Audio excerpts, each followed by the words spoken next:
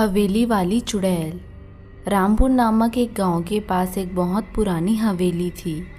सभी गांव वाले उस हवेली के आसपास जाने से डरते थे।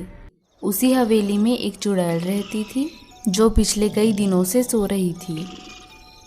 एक दिन गांव में रहने वाले दो दोस्त मोहन और सुरेश उस हवेली के बारे में कुछ बातें कर रहे थे। अरे मोहन भाई, बहुत दिनों से वो हवेली वाली चुड़ैल हमारे गांव में नहीं आई।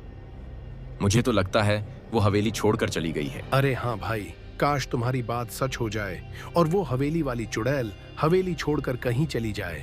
भाई चलो ना, देख कर आते हैं कि चुड़ैल उस हवेली में है भी या नहीं। और मैंने सुना है उस हवेली में बहुत सारा सोना है।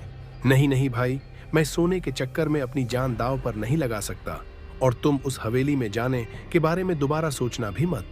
इतना कहकर मोहन वहां से चला जाता है।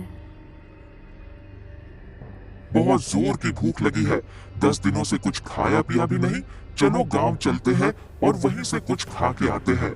इतना कहकर वह चुड़ैल गांव की तरफ चल देती है। चुड़ैल गांव की तरफ जा रही थी कि रास्ते में उसे एक राहगीर उसकी ओर आता हुआ दिखाई देता है। चुड़ैल ये देखकर बहुत खुश हो जाती है और जैसे ही राहगीर उसके नज़दीक आता है, चुड़ैल उसे उठाकर ले जाती है।